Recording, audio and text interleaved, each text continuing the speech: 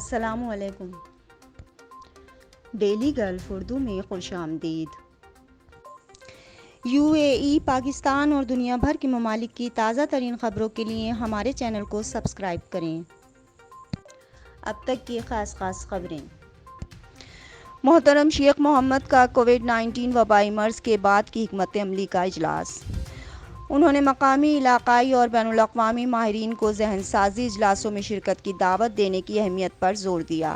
محترم شیخ محمد بن راشد ال مکتوم، نائب صدر اور متحدہ عرب امارات کے وزیر اعظم اور دبئی کے حکمران نے حکومت کو کووڈ-19 کے بعد کے دور کے لیے حکمت عملی تیار کرنے کی ہدایت کی ہے۔ اتوار 3 مئی کو کابینہ کے اجلاس کا انعقاد کرتے ہوئے شیخ محمد نے وزراء اور عہدیداروں سے ملاقات کی۔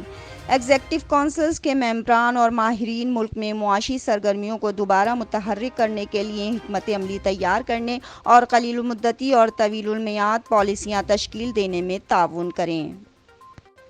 انہوں نے ماہرین کو دماغی سیشنز اور ورکشاپس میں شرکت کے لیے حالات کا تجزیہ کرنے اور قابل عمل حل پیدا کرنے کی دعوت دینے کی اہمیت پر زور دیا۔ کابینہ کے اجلاس میں لیفٹیننٹ جنرل شیخ سیف بن زید ال نہیان، نائب وزیر اعظم اور وزیر داخلہ، اور شیخ منصور بن زید ال نہیان نے شرکت کی۔ نائب وزیر اعظم اور وزیر برائے صدارتی امور خلیفہ بن زید ال نہیان فاؤنڈیشن کے چیئرمین بھی شریک تھے۔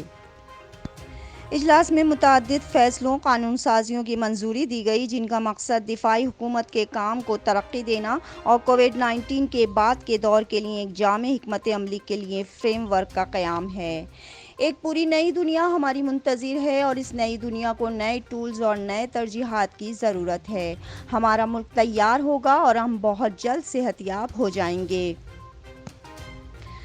انہوں نے مزید کہا کہ کووڈ-19 کے بعد کی دنیا سے نمٹنے کے لیے ہماری قومی ترجیحات کا جائزہ لینے کی ضرورت ہے اور نئی ٹیموں کو تیزی سے بدلنے والے روزمرہ کے واقعات کے لیے تیز اور زیادہ اچھے اور ذمہ دارانہ انداز میں کام کرنے کی ضرورت ہے۔